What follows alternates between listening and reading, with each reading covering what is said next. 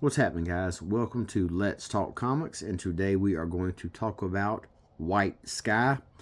Now, we have recently been hit with a bunch of books that have really shot up in value almost overnight. We've seen a lot of online speculation.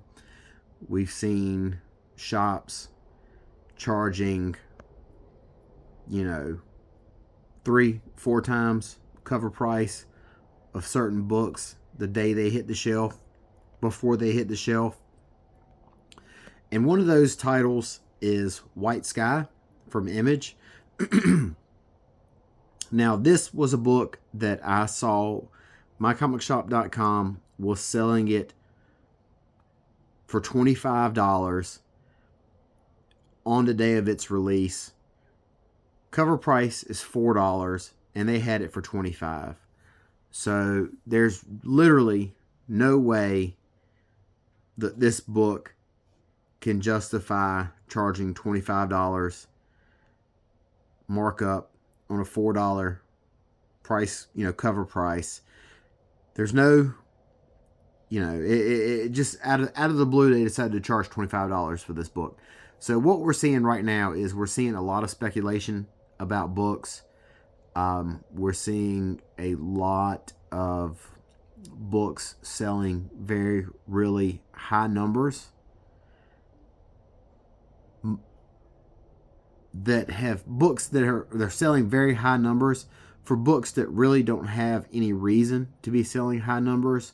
You'll have a book like Dork or even White Sky that the first issue is selling out automatically, and it's going to second print, third print, and it has really no reason to do that.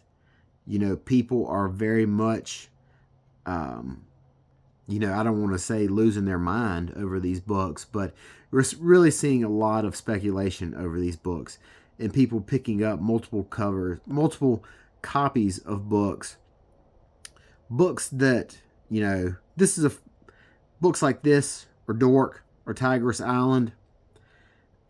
People are picking those books up not for what goes on inside of the story, inside of the cover with story or art. People are going and picking that book off strictly off speculation, strictly off what it could be. Everyone thinks that these books that have recently started coming out are going to be the next Walking Dead, the next Bone, the next property that's adapted into a movie or TV show or what have you. And that's not to say that any of these books, that fate won't, come true for them. But it's a really huge knee-jerk reaction.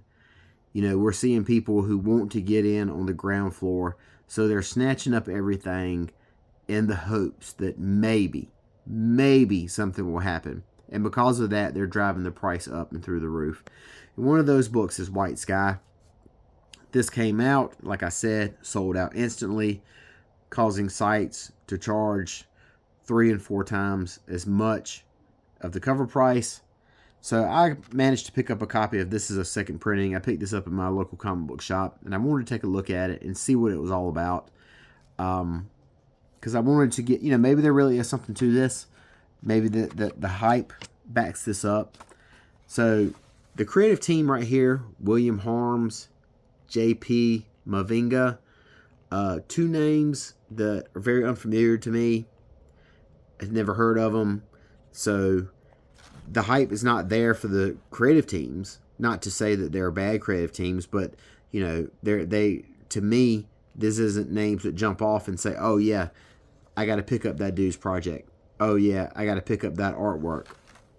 So we'll go ahead and get to the book, and it opens up, and we have San Francisco Bay Area, and it looks to be in all sorts of ruin.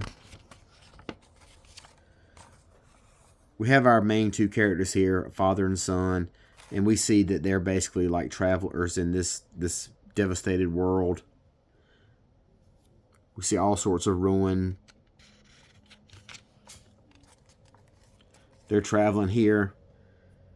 You know, we see that there's no one around, just them two. They're out on their own, traveling into elements. Now, someone told me that this style of book, I read that this is called the Sad Dad style. Something that is kind of, I guess if you've seen the show, I think it's called The Last of Us, or, you know, Walking Dead. You have the father and the child traveling through this post-apocalyptic area. And someone said that this is called the Sad Dad genre, and that really kind of stuck out to me. You know, you see that in a couple of movies where it's just like a person looking to protect what they have, kind of like Mad Max style. They're looking to protect what they have in that apocalyptic territory, or whatever you want to call it. So these two right here are just traveling, and we see all the destruction that everything has went on. We still don't know why this type of situation is. They're holed up overnight, and we see that their situation is kind of desolate. They're in a bad spot, but trying to keep their spirits high. We see this little pocket watch here that has a picture on the inside of happier times. The father, the daughter, and the mother. And the girl here is worried about forgetting about her mom, forgetting what her voice sounds like, and forgetting about her memories about her being alive. So we just kind of have them, mom, or the daughter and the father right here, just kind of spending the night in this little place there. They are holed up for the night. There's a noise outside, and the guy wakes the daughter up, tells her to be quiet. He's going to go investigate. And he runs into, you know, other people try to attack him. He blows that guy's head off. He gets shot in the leg, wounded. Tells his daughter not to risk it, don't come out. And then we start to see kind of what's going on here. We start to see the smoke coming out of the ground. Hands emerge. Then like these little demon ghost type things emerge. They're starting to converge where the dad's fighting these people off. These demon things are. He shouts out a warning to his daughter that they're coming. And she starts to hear this voice. The voice tells her, run, get the salt. So she goes back to the little area where they're hiding at, and she pulls this circle of salt around her. You know, we've kind of seen that type of trick done before. Like in various movies, people sprinkle a circle of salt around them. It's like a protection circle. You know, maybe we've seen that in like the Constantine movie or a Supernatural TV show or whatever. And now we see kind of like the little demon ghost thing tries to get in, but it can't get past the barrier of salt. Then it does like this thing to like this water right here, and it makes all the water evaporate. And then they leave. And she's sitting in the thing of salt. They leave. And then she crams the gun in her mouth. And she's there by herself, surrounded. And she says, please leave me alone. And so that's the end of the first issue. And then you have a little, you know, afterword or whatever about the book from, I believe this is the writer. And here it is right here what he talks about. He goes, there are quite a few Sad Dad series out there, and the world didn't need another one. Although David remains a key character, White Sky is Violet's story through and through. Her journey, the horror she faces, the people she meets, they are what everything else hinges on. So that's Violet right there. And the guy is telling us that this story is hers. So that's from the writer right here. So that is the first issue of White Sky by William Harms, J.P. Mavinga on artwork. And like I said, it's a fine story.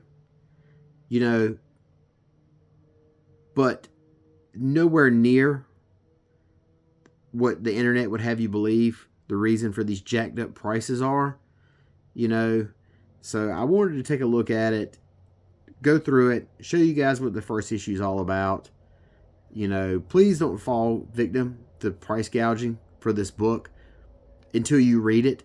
If you pick up a second print or third print and it really speaks to you, then definitely, by all means, if you feel the need to have a first printing, go for it. But don't be a victim of FOMO. FOMO is driving all of this right now. White Sky, a fine book, but, you know, not to shit on their work or anything.